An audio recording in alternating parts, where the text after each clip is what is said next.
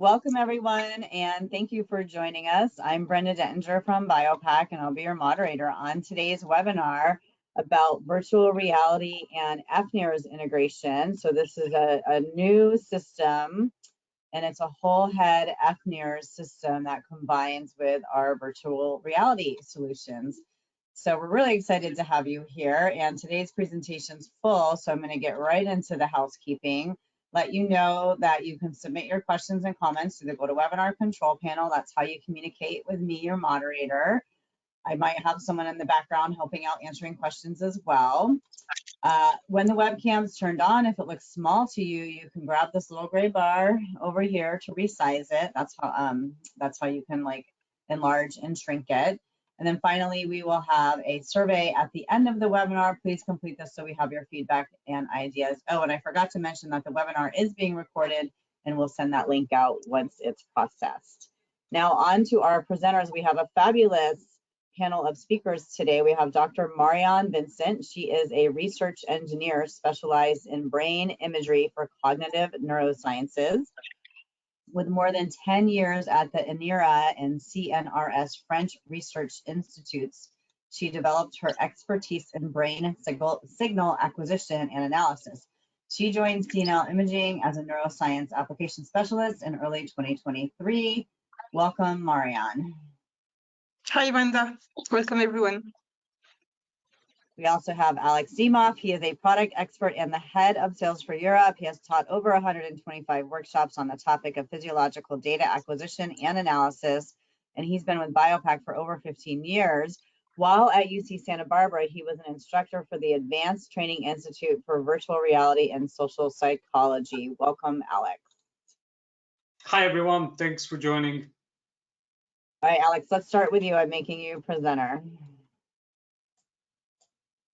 All right. Okay, so I believe everybody can see my screen now. Okay, so we have previously done. I'm sorry, I can't see your screen, so maybe we have to try that again. Okay, let's do it again. I will hide and review again. Yeah, hang on a second. Now I'm going back to your screen. Here we go. Try that again. And you can see now? No. Okay. I only see the webcams. All right, that's interesting. There we go. Now I see it. Okay, maybe there was just a delay. Perfect, okay. Perfect. Okay, good. All right. So, all right. Well, welcome again. So let me, before I jump in, say a few words about BIOPAC and a little bit more context. So first of all, the topics today are virtual reality and fNIRS. So we're looking at the intersection of virtual reality and fNIRS. And the way we'll structure today's presentation is we'll begin with a look at the virtual reality tools that we have, and then the functional near-infrared solution that we're presenting today, which I think is very exciting for researchers. At BIOPAC, we make equipment that is used virtually anywhere, and we have a large variety of sensors, and I will speak a bit more in detail about that. At the moment, we have over 99% of the top universities using BIOPAC, and I just checked, we've now passed the mark 50,000 citations with BIOPAC equipment. And this is a broad view that I would like to give as far as what we do. So if you think of configuring your psychophysiology lab, most of you probably are coming from that particular background. There's a lot of pieces to the puzzle, and now we have solutions for a lot of these. So we have software that's used both for data acquisition and data analysis. We have the equipment for recording a large variety of physiological signals, both biopotential and transducer signals, third-party signals, and then eye tracking capabilities in virtual reality, but also using remote eye trackers and using glasses for eye tracking. Of course, we also provide a complete virtual reality solution, which I'll present, and a lot of sensors that you can combine. For fNIRS, we have solutions for prefrontal and for the entire head, and again, also working with VR. As far as media, we can synchronize with videos taken of the participants or participants, their environments, or their viewpoint in VR. And we also have a lot of stimulation solutions for the various senses. So from electrical stimulation to auditory to scent delivery, thermal, etc. Two different kinds of systems. This is the one that we've had for quite some time, the prefrontal cortex only fNIRS solution. But what's really exciting now is that we also have a solution for measuring in a very flexible montage through the hair as well. This is the MedelOpt VR system, which integrates with our virtual reality solution, integrates with the Acknowledge platform as a data acquisition system. And of course, Marion will speak to that in more detail, but here we can see two different use cases. We can see somebody in an HMD having fNIRS sensors attached, and it can be fNIRS and EEG. And then we also have a solution when you are inside our projection VR. Okay, well, I'll just say a few words about what comprises the virtual reality system, and I'll do a quick demo. So the idea is we provide an out-of-the-box solution, so you can work without any coding. If you want to, you can code.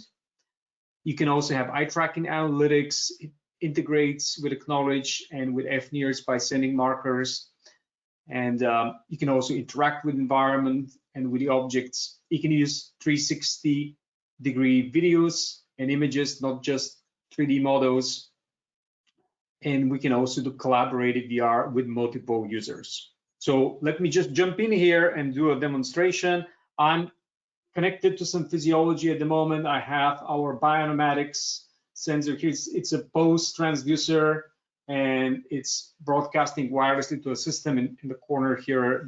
It's out of your view. So let's go from the beginning. So I have already a template set up in Acknowledge. So Acknowledge, our software, which we use for recording data. You can pre-configure a template in it. It already knows what I will be recording. So I will have pulse, and I will also have pulse rate or heart rate. Okay, and then at the same time, we'll just double click here to begin our experiment. Notice that I can do this experiment, and it's going to be a very, very simple one, in desktop mode, but also with a variety of head-mounted displays. So right now I'm doing desktop mode, so I can also speak to you more freely, not having an HMD on me, but later I will also use a head-mounted display. Let's keep the Acknowledge software here on the side so we can have it when we begin acquisition. Now notice here that I have checked the box here to record the screen. So I will be recording the perspective of the person who is in virtual reality. And also I've checked the box which enables sending markers to the BIOPAC Acknowledge software. So whenever I look at certain objects, markers will be sent. I can control the number of trials. I can control if I'm using eye tracking. Currently, I use simulated eye tracking. The fixation time, so when I've looked at an object long enough, when it will be considered a fixation. And I'll load an environment that I've actually just downloaded off the internet and modified to use here. So I'll show that process after a few minutes, how that works. Okay, and then let's go to the next step. I'll put in my information here. So, okay, and I'll put ID 100. just to make sure that it's something new. Submit, and we can begin the recording. I'll just open up here what's called the event palette in Acknowledge. The event palette will show in real time events as they come up, so you can watch for changes here. Let's fire up the experiment here. Now we can see, first of all, heart rate. Okay, my pulse, and then we can also see the heart rate coming on channels. And let me just go ahead and look at some things here. I'm in the car, so I'll look at the instrument panel. Then I'll look at the radio. Then I'll look at the right mirror. And I'll look at the left mirror. So look at a bunch of the objects here. By the way, I just noticed that my sensor had fallen off because I didn't attach the Velcro properly. So now we'll start seeing proper post data after it's reattached. So you can see here, it's what happens when you do live demos. And then right here, we're looking at the rear mirror, and working again the left mirror. Okay, so let's say that at this point we're finished. And immediately we get a report for how much time and how many views we had at various areas of interest in our 3D model. This information is also available as text, not just as a picture. Okay, very importantly, we have all the markers here, right? So we have all the markers come in, and they look like these little light bulbs. So if we click on one of them, it says front glass, another one over here, left mirror, and we can also see them right here. Okay. What we can do now is, because we have markers, we can perform automated analysis. Of course, it's a bit unusual because I only have good heart rate from here on because I didn't place the sensor properly. Nevertheless, let's just see how it works. So we'll go here to stimulus response analysis, and we'll say, let's take a couple of seconds at each stimulus event, and in Excel, get the mean of the heart rate channel. And then it's going to give us some information about heart rate when we looked at different parts of the virtual reality. And finally, one more thing I want to show you is that we can also link the recording that was just made of my interaction in VR. So let's come back here and find the recording. So it was number 100. And this is very useful because now I have a link between the video and the physiology recording, right? So whenever I move the cursor in the video, moves it in the physiological data, and vice versa. So I'll explain how we can create an experiment very quickly in VR, but I think now it's a good time for our first break. Great, thanks, Alex. I'm going to go ahead and launch our first poll. And while you all are answering the poll, okay, I see answers coming in. I do have our first question here, Alex. Would the fNIRS region of interest for the headset be adjustable? I know you were talking primarily about VR, but that was one of the questions that came in the registration. So you want to go ahead and take that?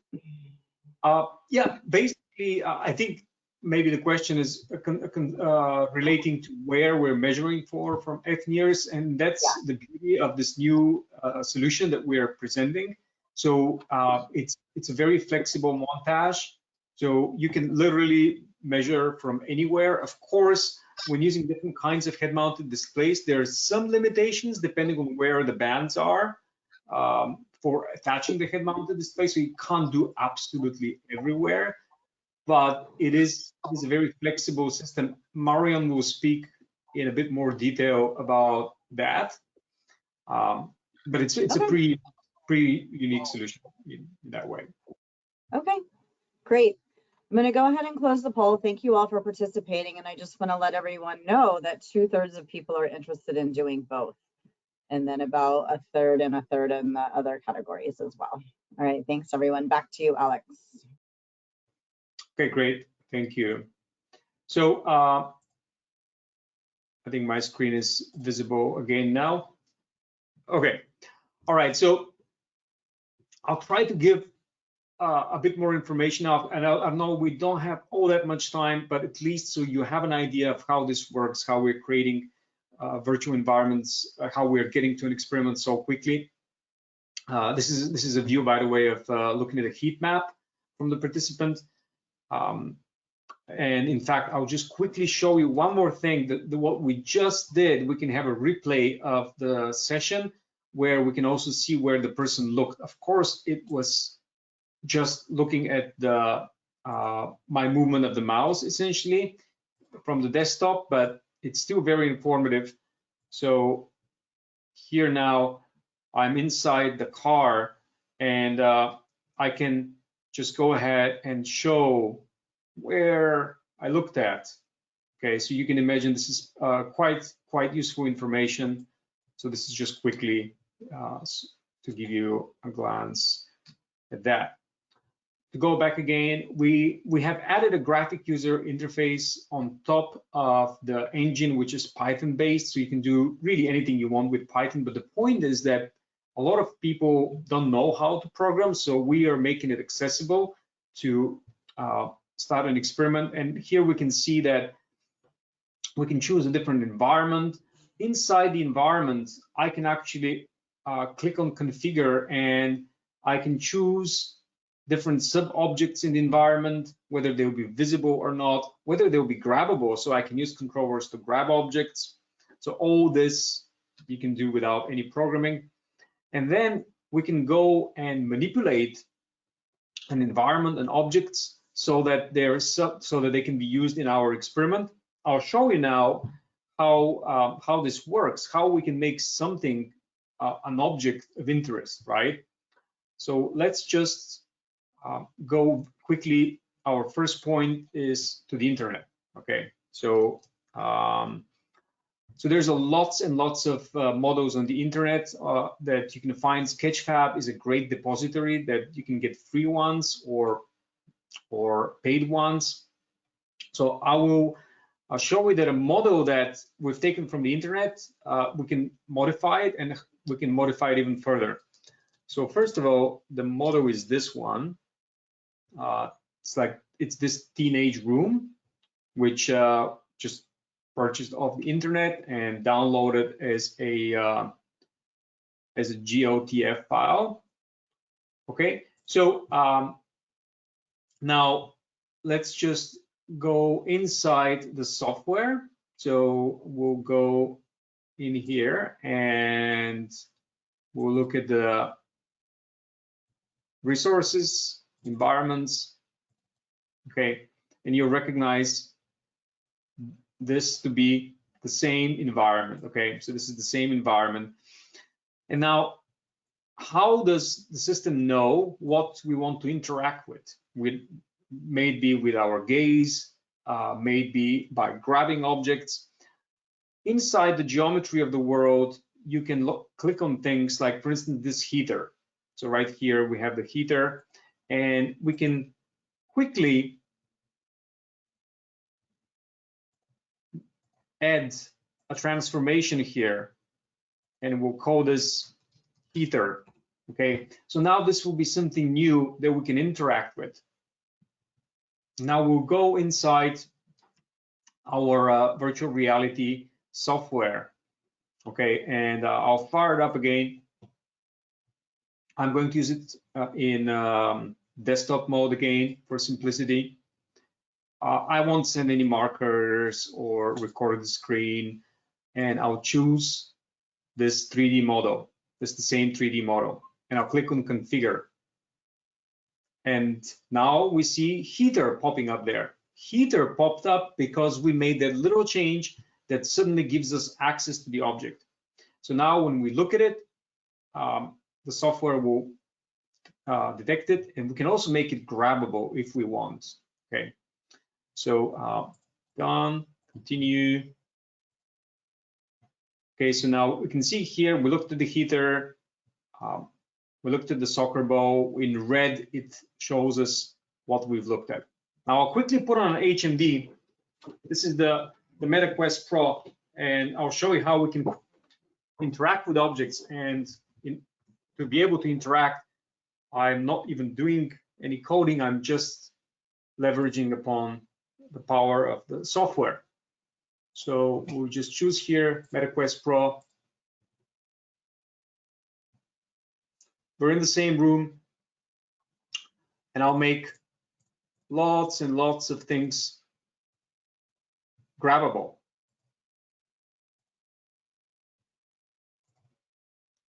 So now you'll be able to see what I do. I'll make it go full screen. So I'll teleport myself over here. Okay, and let's say that I want to grab this soccer ball. Okay, so here it is. I've grabbed it. Or I want to take the heater out of the wall and put it somewhere here on the bed. So very quickly, we can have interaction possibilities inside this world. And you can see I can move in a number of different directions in the world. Okay. And so here we just use the model that was available off the internet, but maybe we want to add something to it very quickly, and that works very easily. I'll just go back into Sketchfab. I'll just look for a chair. Let's see here, grab some free chair. Here, this one, for example. Scroll down, download it. Click on download. So this is just an object that we find on the net, and then I'll go inside our resources objects. I'll just extract this chair. It's right here.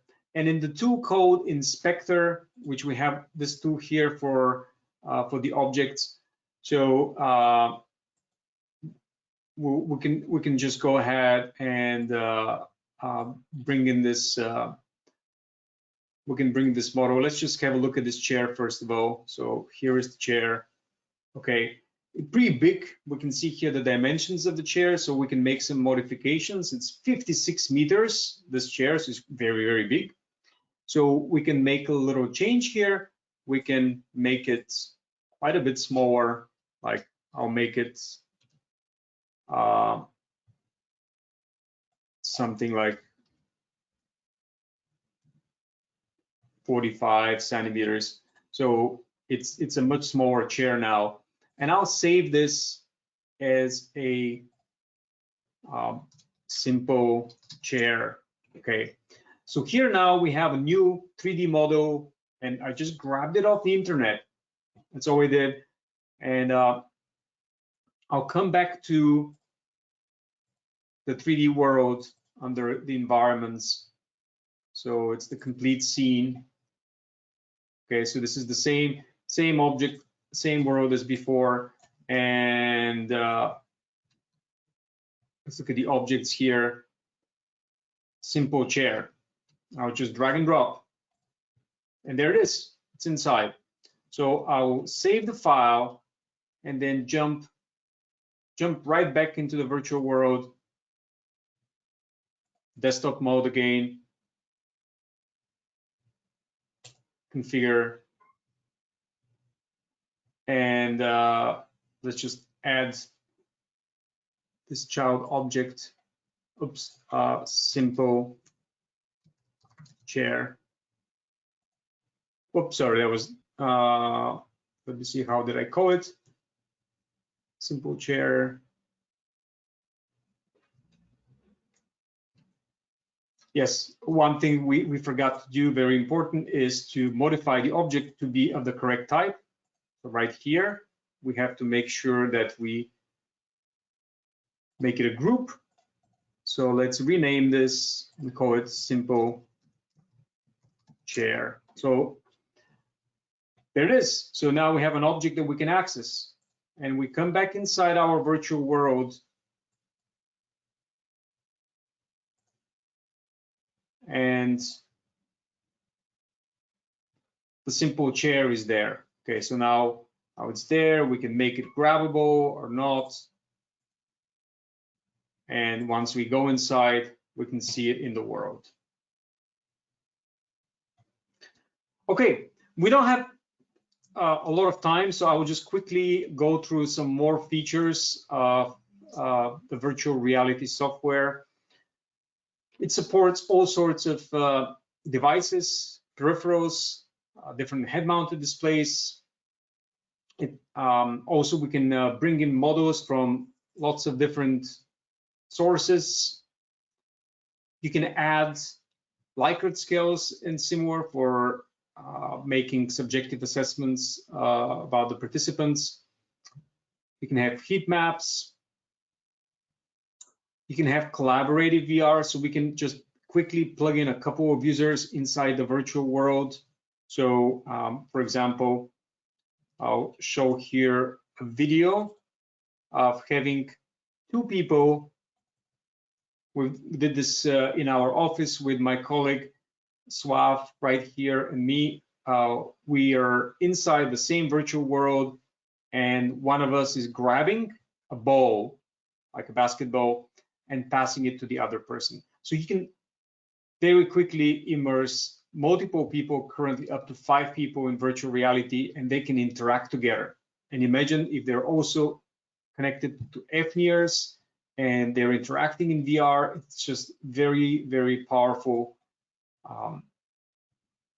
setup here. Okay, and couple more things I want to show as special features, and then we move on to the fNIRS part. We can also do, we can also get facial tracking data when we use the HMD from MetaQuest Pro. We can do a mirror, a full body mirror. We can do hand tracking and grasp objects. So the last thing I'm going to do is very quickly do one more demo where I will show you how we can track the face. We have access to all that wealth of data from the headset. So we'll go inside here and look at the example scripts, and I'll grab my HMD over here. Okay.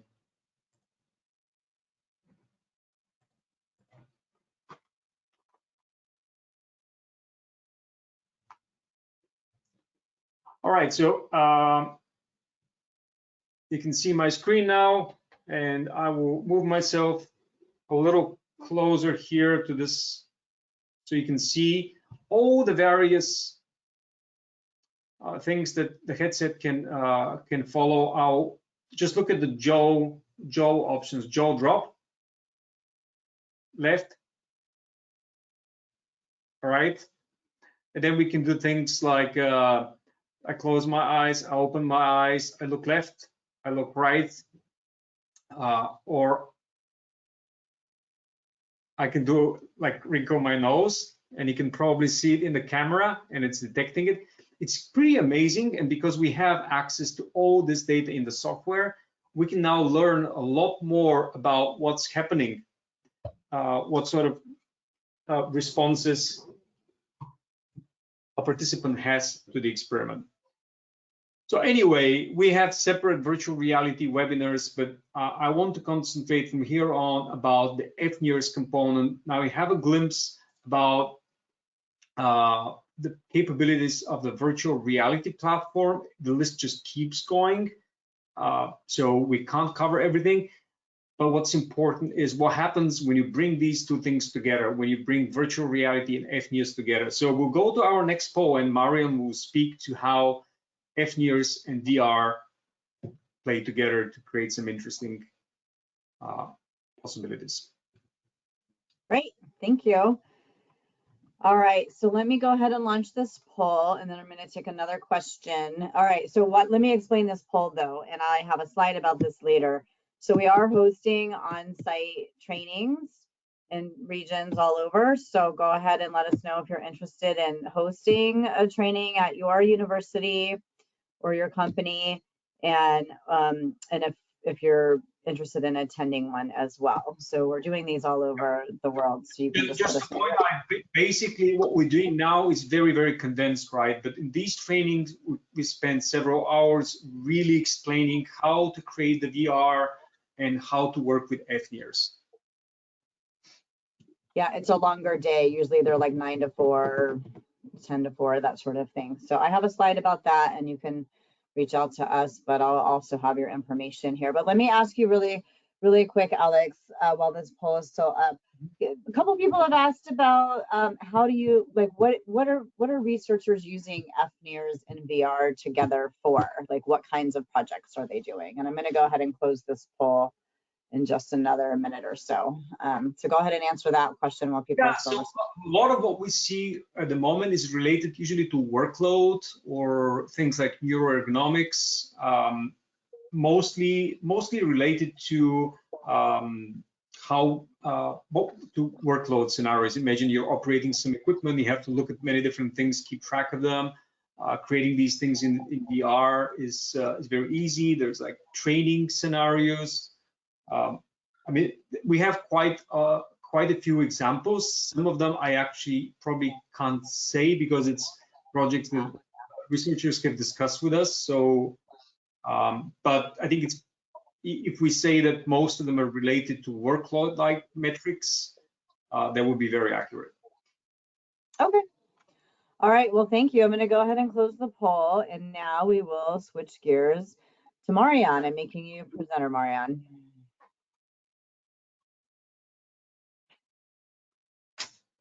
Okay, so hi everyone back. So thanks Alex for the talk about VR and speaking a little bit about our NIRS system. So this second part will really be about fNIRS, the specific system we have, and also I will show you an example of an experiment we have been running in VR with our fNIRS device.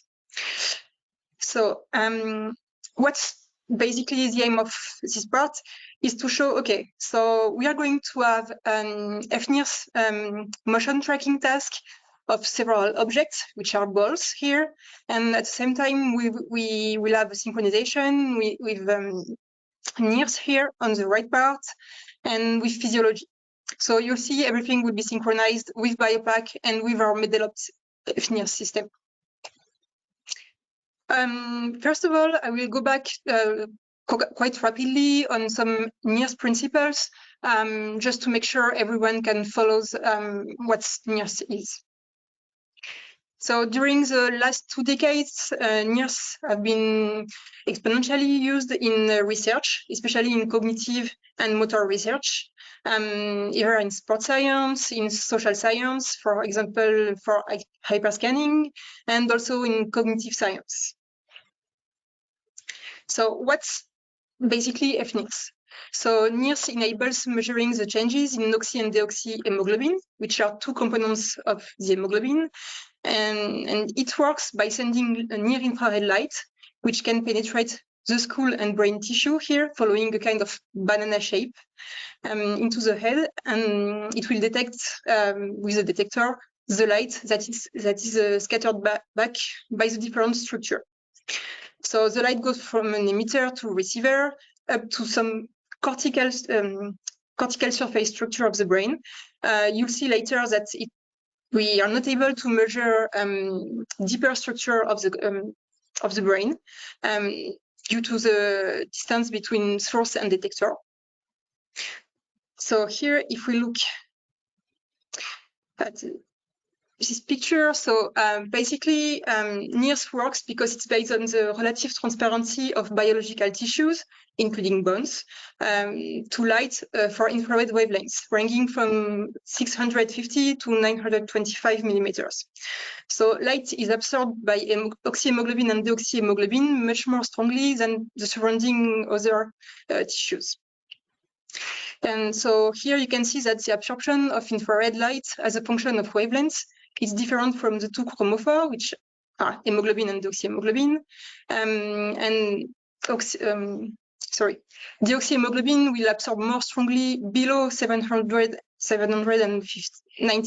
nanometers, and deoxyhemoglobin more strongly above.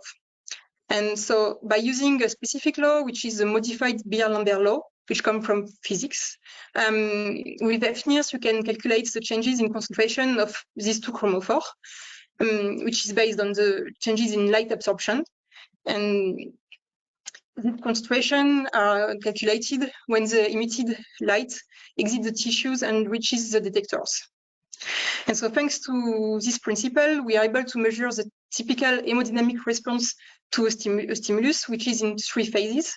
First, you have an initial dip with a small decrease of the concentration of oxyhemoglobin, which will be around the few first seconds of the neural activation, because your brain will consume oxygen. Then you will have a peak here, which will be like between 4 to 6 or 10 seconds after the start of the stimuli. It will be due to the neural activation and by like an increase in oxygen in the blood. And finally, you have a kind of recovery phase with what we call an overshoot or undershoot, depending on oxy and deoxyhemoglobin.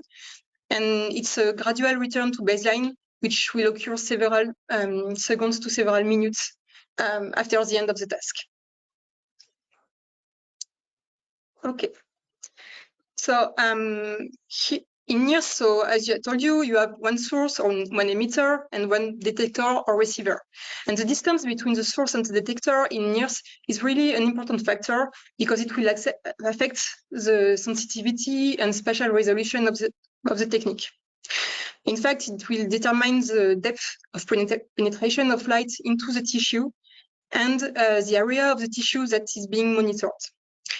What we consider usually is that the depth we can reach is half the distance between the source and the detector. The optimal NIRS channel distance is around 3 to 4 centimeters, sorry. And the shorter the distance is, shallower is the penetration in the brain tissue. And on the opposite, longer is the distance, deeper is the light penetration. However, if you have a too long distance, you will go deeper, but less photon will go back up to the detector. So in fact, you will have like very poor signal. That's why we are limited to the cortical surface.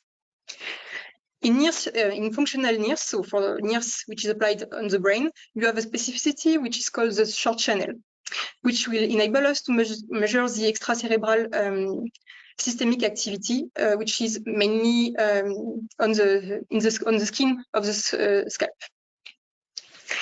So basically, it's channels where the distance between source and detector is less than 1 centimeter, around 8 millimeters. And thanks to this measurement, you will be able to reduce the systemic interferences because, of course, our aim is to reach the brain, but as the light will go through the different structure, such as the skin, the cerebral liquid, and the bone, the light will also be absorbed by these different tissues, and more especially by the hemoglobin, which is contained in the skin. So it's a systemic activity of the skin, which is not at all one signal of interest. And here on the right, you are able to see like what we call long channel here, which basically are like standard NIRS channels, around 3 centimeters, where you can see you have some very specific oscillations, which appears depending on your subject. If you look at the short channel, which will record only the systemic activity, not linked to the task, you will see that it's mainly only these oscillations. And when you remove these oscillations from your standard channel, you are able to retrieve the correct hemodynamic response due to induced by your task. So that's why short channels are very, very important when you do some NIRS measurements. So now just going through a few limits and benefits of fNIRS in general. So compared to other techniques such as EEG and MEG, fNIRS has a quite good spatial resolution because what you will record will be really what is happening under your sensors. Of course, you are able to see separate measurement of oxy and deoxyhemoglobin. You have a very high capacity of integrated fNIRS with other modalities, such as, for example, VR, EEG. Also, as it's less sensitive to movement artifacts, you are able to use it even easy, in an easier way than EEG for ecological situations. And also, your subject can totally move, so it's much better than MRI if you want to study, for example, movements. You can go to children, to adult people with the same techniques. However, as I told you, you have a limited penetration, which is around like with 3 centimeters distance between source and detectors. And one major issue with NIRS is the hair. So I will just like go back to this point after in my presentation. But basically, when you have some EEG style cap, you are not really able to remove the hair. And if you don't really remove the hair from under each of your NIRS sensors, the light will also be absorbed by the hair, which will lead to a very poor signal quality.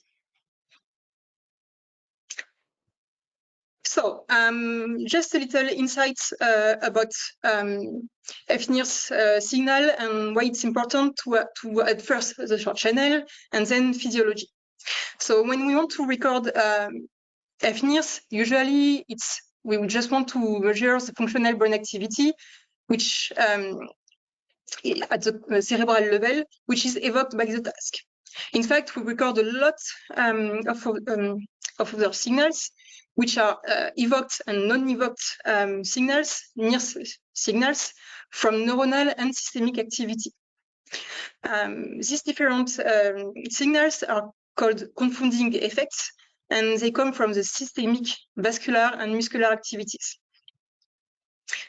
So one way to record these signals to then clean your NIRS signal is to first add the short channel, where you will be able to measure the systemic activity here on the extracerebral compartment. But also what can be done, which is quite interesting, especially with all BIOPAC system, is to record physiology or external signals. So here it's an example to show you why physiology is important with fNIRS. So it's a study which has been led in France with our MedelOpt headset, which is hidden below this gray cap. So here we had the system plus 2 short channels. And if we look at the spectrum of the 2 short channels, which were in temporal and frontal areas of the brain, you can see that you have you can distinguish the breathing rates of the different cycling phase in the short channel signal spectrum on both channels, which is more obvious on this one instead of the right one. But basically, you are able also to see cardiac activity in your NIRS signal, which is in fact a good indicator of signal quality, good signal quality. In the same way, if you record, for example, blood volume pulse and accelerometer, you will see here in short channel, but it will be exactly the same in all of the other NIRS channel, that you have a high correlation of these 2 signals with the NIRS signals. So here it was a cyclic task, so the subject moved a lot, and you see that the variation in the NIRS signals are very correlated, especially with the accelerometer. So using, for example, an accelerometer will enable you to precisely identify the movement artifacts and the different shifts in your NIRS signal to remove them and to clean your NIRS signal. So I'm done with the NIRS introduction. So I will go back to Brenda for the pulse free. Thanks, Marianne. And I just, Alex, I don't know if you saw my message, but the facial expressions weren't tracking in the VR. So we'll go back to you at the end if that's okay. And you can try to show that again. And then I'm going to go ahead and launch this poll. Sure, no problem. We can show it at the end. I didn't see the message, but anyway, yeah. It was on another platform, and I didn't catch it until the poll, Yeah. so sorry about that. And thanks, James, for letting us know. Okay, so let's see here. You're interested in using, all right, no, I have a question, Marianne, from Grace. So the external skeleton on the participant's nose, is that removable? Sorry, I don't hear you quite well. Okay, let me just make sure I'm facing the screen here. So is the nose part, the external skeleton on the participant's nose, can that be removed? No, of this exoskeleton, you must like be on the nose with our exoskeleton. Okay, great. And then let's see, let me just check out. It looks like people are still answering the poll. So let me go ahead and ask then as well. How can everything be done wirelessly? Is this for let us, I mean, that's a couple questions that came in about why, like, are all the products wireless? How does that work? Yeah, so our system, and I will like talk a little bit about in the next part. Our system can be like either plugged into a computer, a laptop, or you can do everything wireless. So we have a kind of small mini computer that you can put in the pocket of your participant, and so your participant can move freely, and everything is wireless from all of the other like acquisition device and software. Okay. All right. Well, thank you very much. And back to you, Marianne, for the rest of your presentation. Okay. So now I'm going to present to you our MedelOpt system, in particular our exoskeleton, and at the end I will like introduce you the VR system we have adapted to make it compatible with VR. So our exoskeleton, which is here on the left, is very different from other fNIRS system because you don't have a specific cap, which is due to some specificity of fNIRS and to address some issue with fNIRS, especially the hair. So in this system, you have up to 16 LEDs, so 16 sources, with 2 specific wavelengths in the range of fNIRS signal, and we can have up to 32 photodiodes. So we have 4 very specific features with our exoskeleton, which basically are the same with the MedelOpt VR system. First, we have a bimodality. So we have a fully integrated system with EEG and fNIRS because it's the same software and the same hardware, which synchronize and acquire both signals. And it's a continuous wave fNIRS. For EEG, it's just standard AGCL electrodes with gel. Then, thanks to the exoskeleton, we have a direct access to the scalp. So from what I told you earlier, so NIRS is very sensitive to the presence of hair. So here you see it's an example which has been done on a phantom with 1 source and 1 detector. And you see that even if you increase the amount of light which is sent by the source, you don't really record any signal back on the detector because we didn't remove the hair. However, as soon as you remove the hair, so with this kind of little hook we are also using on our participants, here you see the amount of light will increase a lot, which really shows you the importance of removing very precisely and taking very care to remove the hair. And another aspect of this headset, so here you can see that we use the same hook to remove the hair. You have a direct access to the scalp on your participant's hair.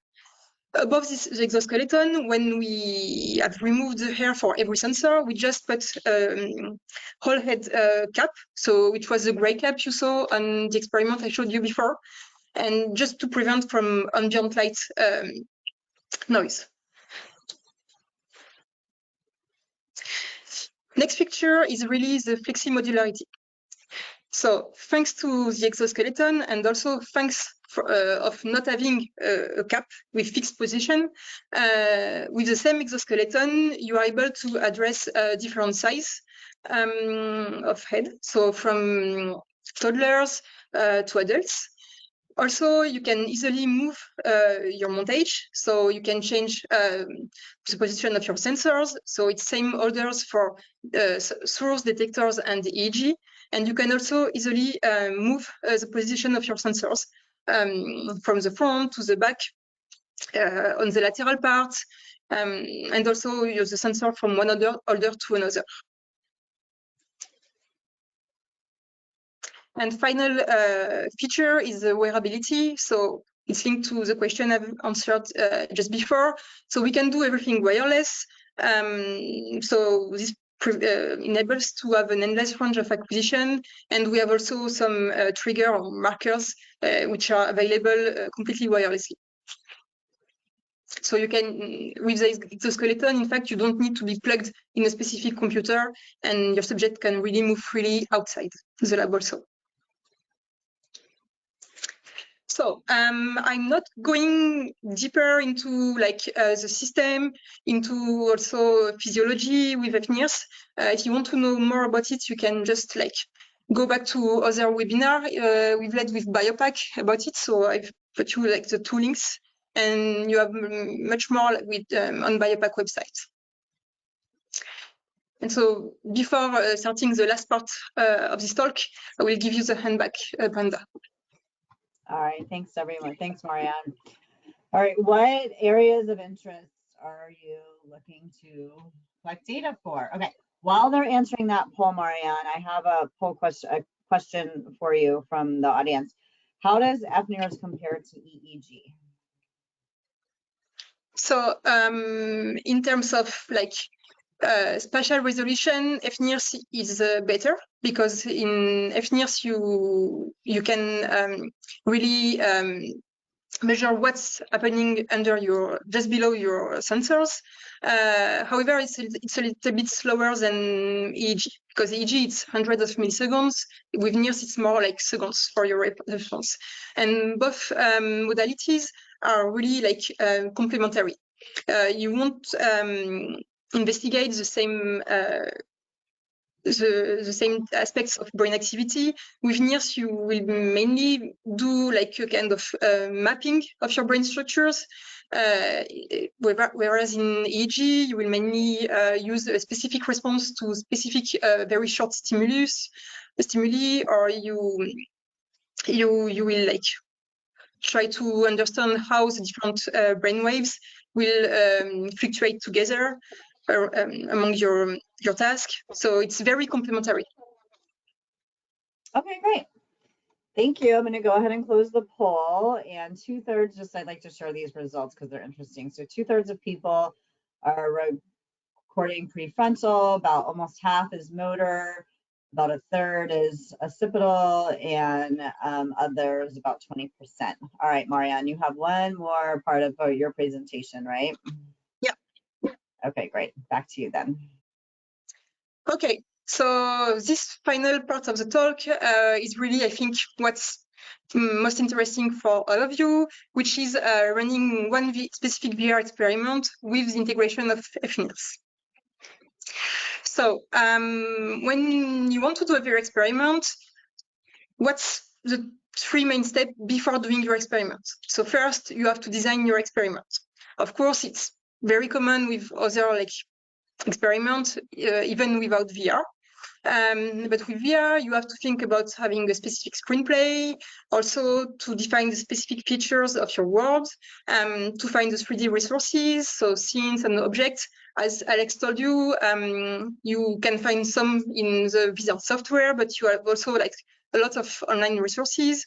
You can also add sounds, specific sounds for interaction. The big part is to write the code. Because for most of us, we are not experts in VR experiment coding. So you have to specifically choose your software or language of development. And also you have to make sure your experiment fits the VR augmented device or the projection system requirements. Of course, you won't do the same experiment if you are in a VR HMD or if you are in a fully VR room. And finally, which is not specific about VR, but which is also like with VR is multimodal. So when you do some multimodal experiments, you also need to take care about how are you going to correct the integration with other modalities. So for brain imagery, for example, make sure your system is compatible with if you had EEG or even VR. Are there any interferences between VR and your NIRS system? The answer is no, but just you have to keep it in mind. And also you have to make sure like everything works well with some physiology recordings. And big point, synchronization, because you want to make sure your VR experiment and your VR system is synchronized with your NIRS device, but also all of your other devices. So today's example, it's based on an attention and cognitive load assessment for training task. So it's a task which is available online, which has been developed by WorldViz, which is another partner of BIOPAC, and which developed the Wizard software for like developing your own VR experiment. So you can find the code online with all the information. And so the task consisted in a multiple object tracking task. So basically you have certain amount of targets, which are red at the beginning, and several distractors, which are white balls. At the beginning of the task, all the balls are fixed, and you have few seconds to memorize the position. So here, that's what you can see here. So after 5 seconds, balls start to move, and they all turn white. So you have to put in place a strategy to follow the red balls. And also, again, after a few seconds, all the balls will freeze. Sorry. And some of them will turn yellow. And you have to answer, okay, which one of the yellow ball was red before? So it's a visual task which demands a lot of like specific visual tracking strategies depending on the amount of targets and disruptors, and which will also involve a lot of cognitive activity. So what's the recipe of this example? What did we use? So here you have the MedelOpt VR, the VR for the experiment. So for physiological sensors, either you can use the one which like are useful for your hypothesis in research, but also you can use some of them just for like cleaning your NIRS signal. So and to use them as fNIRS regressors. So here, for example, we can do ECG and respiration. We can do PPG, so for blood volume pulse, and of course, accelerometers. We will prefer to use the wireless, so the bionomadic system for VR, and also for motion, if you have a motion task, because you won't be wired to a computer. So for the VR, we are going to use the MetaQuest 2, and we will use like the Wizard software with the motion tracking task. For VR, we will use the MedelOpt VR, which basically is the same as the exoskeleton, which has been adapted to fit on the MetaQuest 2 headset. It's compatible with lots of other headsets. So here, just one example. But it's the same hardware, it's the same acquisition, the same sensors, the same holders. So it's just like you have some additional adapters to make it fit on the HMD. And so here we recorded with 8 sources and 8 detectors, plus 2 short channels here on the frontal cortex. So first thing, okay, we have physiology, we have our VR experiment, and we have our NIRS. How are we going to do synchronization? So here in Wizard, so it's just a script I created just to show you how we can send markers. So everything is already implemented in Wizard. So first of all, you have like few lines just to import the specific Python package to enable markers. So for ELOPT, which is like fNIRS, you need the serial and the struct package. Basically, with our NIRS system, it's just like a serial communication. For Acknowledge, you have a specific package which is available on BIOPAC and Wizard websites, which is BIOPAC CNDT, which will enable you in few lines to send your markers. Once you've done the import, you can initialize your markers. First, for NIRS, you initialize your COM port.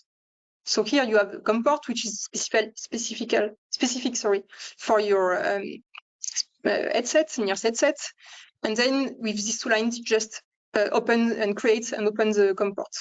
For Acknowledge, just one function which is already coded in the package. Once you've done it, you just have to send your marker. So for Acknowledge, you can insert a global event, all the global events which are possible in Acknowledge. So for example, here I will just create a marker 1, which will be of type stim, for stimulus. You can use also some flags, some stars. It really depends on what you want to send. For BIOPAC, for MedelOpt, we have two specific auxiliary entries for marker that you can put on and off. And basically, with these two lines, either if you change 1 or 2, you will put the auxiliary 1, 2 on and off. And you can, of course, put the two entries on at the same time. Go back to the presentation here. So now that we have everything here, so going back. So here you see it's the experiment. And what I've done here is I during my when my participant was doing the specific task, at each specific event, so start of the trial, start of the moving ball, stop of the moving ball, and when the subject is giving the answer, you have some specific markers which are sent either to Acknowledge on the left, and here we had blood volume respiration, blood volume pulse, the two entries for the three lines for accelerometer and the heart rate.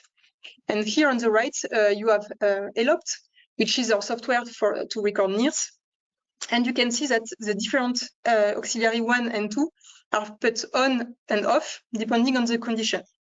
So it's me who decided which line goes on and off for which condition. And here you have example of 4 signals, NIRS signals, which have been recorded during this experiment. And what you can see, so in red, you have oxyhemoglobin, in blue, deoxyhemoglobin, and you have this kind of oscillation, which basically are just cardiac pulsation. So it's a really good indicator of, okay, my signal is of very good quality. And you can see that here on the back, it was a short channel, and you also have these oscillations. And here, everything is perfectly synchronized, and there is no delay between BIOPAC and MedelOpt. So here, okay, just going back here, I'm just going to show you now the different results of this experiment. So let me just get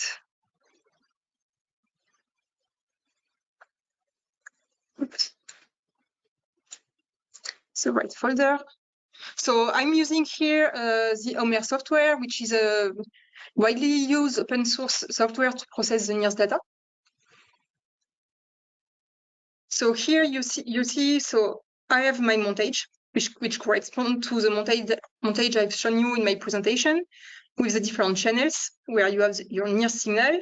Here, if we zoom in, you see this kind of oscillations, which are the same as the oscillation I've shown you in the recording, so cardiac pulsation. Here we have in yellow, so it's hidden because we have source and detector at the same place, but you have the short channel here. You can move from left to right hemisphere. You can also display the two different wavelengths of your system. And here I have a specificity, which is 2 runs, so 2 recordings. First one, there is no markers. It was just resting state. My participant was doing nothing. It was just to record NIRS plus some physiology. Here on the second one, I have all all my markers depending if like it's the start of the fixation, if the ball start to move, if they stop to move, and when your subject is giving the answer of which ball was right. So here everything is already processed, but it was just like basically you can filter your auxiliary channels, which are the one from physiology, which have been imported in my NIRS data. I filter with exactly the same way my optical density, which is basically the NIRS signal. Then I convert the optical density to concentration. And then here I use the specific algorithm to make the physiological signals as regressors. So what I do is I say, okay, I want, for example, to use accelerometer, blood volume pulse, short channels as regressors of the NIRS signal in my general linear model to remove these factors from my NIRS signal. So I'm not going to go into the parameter. I just use like here specific parameters. And here, just before to show you the final results, just going to show you here, okay. So I have all the 6 entries of physiology, which I recorded with BIOPAC. So everything is already like integrating. We have a little tool to integrate everything at the same time. So here, for example, it was respiration. And here you can see also like accelerometer, and you can see that accelerometer really impacts the NIRS signal. Now, if I'm going to concentration, hemodynamic response, so not for the answer, but for example, for the start move here, probe. Okay. So here you can see, so it's not perfectly processed because I like used quite standard parameters, but what we can see here, just increase the scale. Okay, so you have all of your channels, and basically, so here I choose a start move, so it was just after the 5 seconds of fixing the different balls, the ball start to move. And so here you can see you have like an increase, for example, in oxyhemoglobin, always red, and a decrease on deoxyhemoglobin, always blue. And basically, it's just on the same range of the task. And here you have still some oscillations because parameters of processing are not like perfectly set. And also we have still, for example, here some movement, some shift, which is due to the movement of when your participant is giving the answer, for example. Okay, so the aim of this talk was really to give you an insight. I'm not presenting the specific code of this experiment because it's more complex than just basic stimulation, but you have everything available online. And thanks all for your attention, and just going back to Brenda. Okay, so thank you. I mean, I think we should go to Alex, and then Alex, I'm going to make you presenter. You can show that. Sure. Yeah. So basically, are you saying that the little bars were not moving on your end, or? So James, let me know. He said while the VR display wasn't updating while you were making facial movements. Okay. Okay. So yeah, what's supposed to happen is just so you should see a whole lot of indicators changing. First, let me do one where I will simply be in VR and my avatar's expressions will change. Okay, so I'll just fire that up. Okay.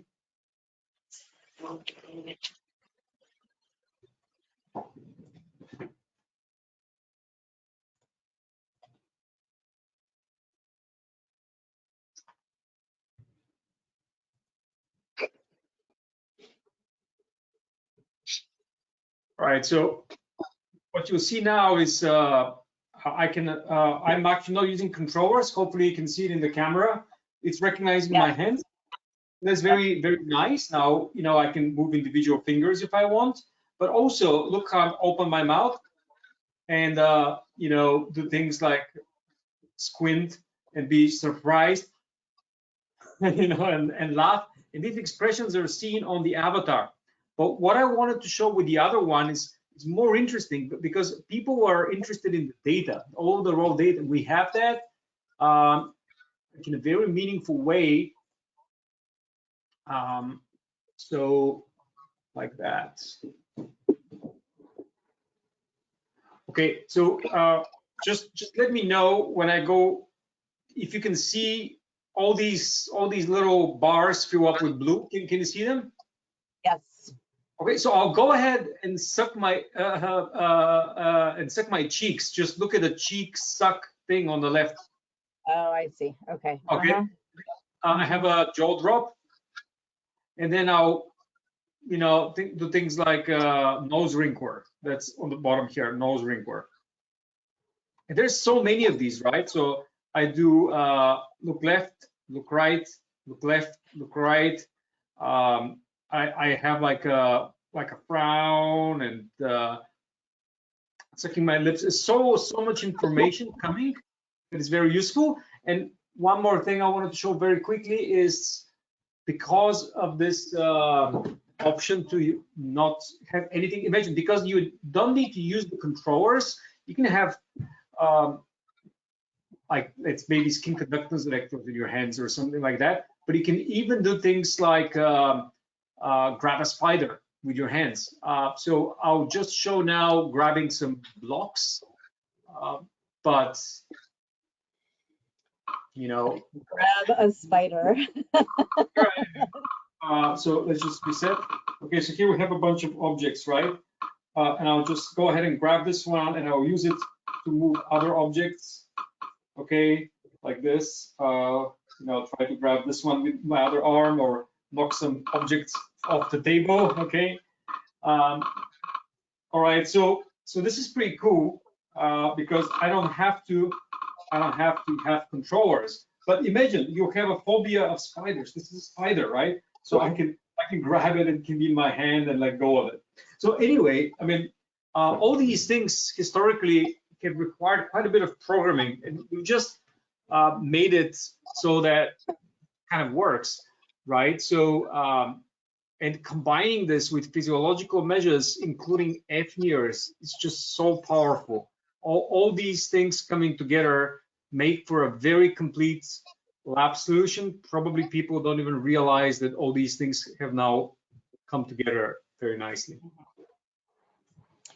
Great, well, thank you. And so while I have you here, so John asked what the frame rate is for the mirror avatar scene.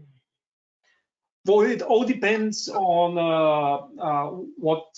we're using the MetaQuest Pro. So I think MetaQuest Pro is 90 Hertz. I believe, I have to double check. Right. So what you see, just to be clear, what you see via the GoToWebinar is nothing like what I see, because during the transmission online, like the frame rates are very low, but what happens in the actual virtual reality experience is very fluid. It's very high frame rates, and it's perceived quite realistic by the person being inside. But unfortunately, the webinar format of simply broadcasting what I see doesn't always do it justice. Okay, great. Well, thank you. We actually are already over time, so I'm going to take one more question. Let me just make myself presenter here. And this one probably is for Marianne, but let's see. Let me go back to, okay, where Wanaka asks, I'm new to fNIRS. Could you explain shortly what kind of information gives us the data we obtain and how to interpret that data? So a little bit more information about the fNIRS technology would be great. Okay, so with fNIRS, what you are going to measure is really the activation of the brain. So regarding a specific task, I mean, your brain is always active. So depending on your task, for example, if you examine, if you want to have specific cognitive task, such as down counting or workload, so you will record from prefrontal to frontal brain areas. So your sensor, you have to place them on the brain areas of interest, which you expect to be specifically activated regarding the task. And what you will see is that if the brain area is really involved in the specific task, you will have an increase of oxyhemoglobin during this task. So by looking at the different variations in oxy and deoxyhemoglobin, you will be able to kind of map the different cortical areas respectively to their specific functions regarding the task your participant is doing. So I hope I answer your question. Great. Yes, thank you. Okay, so let me just figure out where did you have anything else? I thought I just heard something on the audio. No? Okay. All right. So a bunch of you asked about the attending or hosting a session, a longer, almost all day session. So we've done 2 already, one in London and one in Paris, and then these are the other ones that we have scheduled. We'll reach out to you to let you know, if you've responded to that poll. We'll reach out to you and let you know where we're at with that. And if you don't want to wait for us to reach out to you, you can go to any page on our website and scroll down and click contact. And this is for you again in Canada, the one I was just corresponding one. Sorry, I can't find your name right now.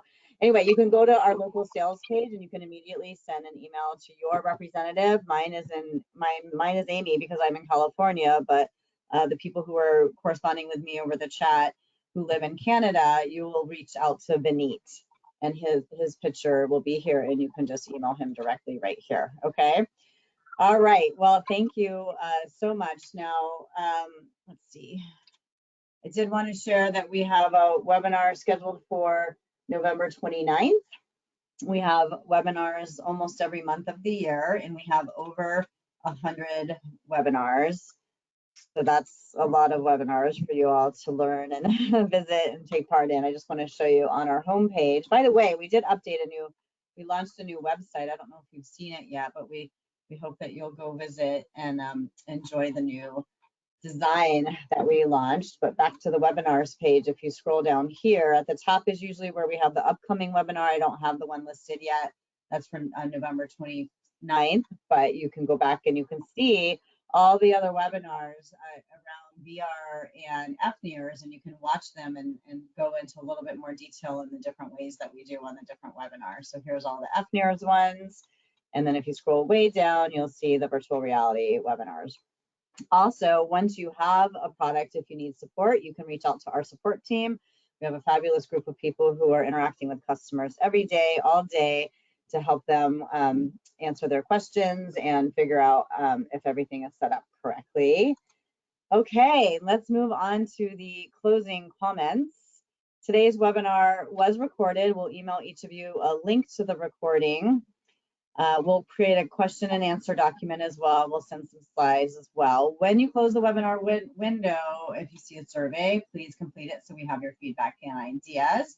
You may also visit biopac.com for additional references, including screencasts, specific feature, on specific features and analysis tools, application notes, providing step-by-step instructions, and information about upcoming webinars and events. Oh, and we're going to be at Neuroscience this month, on November 11th through the 15th, I think. So if you're at Neuroscience, come by and say hello. Marianne will be there. Alex will not, but Fraser and other reps will be there. So please come by our booth. It's 2034 back by the posters. Marianne, and Alex, anything else before we conclude? Yeah, that's fine for me. Yeah, I mean, since you mentioned the next webinar, it's about this ring right here, right? So you can see it. It's like it's very neat because it's just such a simple approach to recording data. So I think if you're interested in something that doesn't need electrodes preparation and you can take in the field, yeah, join us. Yep, it's the webinar in November will be focused on how to use that new ring in different remote settings. So yep. Thanks for clarifying that. Alex, all right, well, thank you, everyone. Thank you, presenters. I know it's a lot of work to put this presentation together, and I appreciate your time, and I know it's a late hour where both of you are. So have a great rest of your night. Go have some dinner, and thanks to the attendees for for being so engaged and for participating and joining us today. This concludes our webinar. Thank you again and goodbye. Thank you. Thanks. Bye. Bye.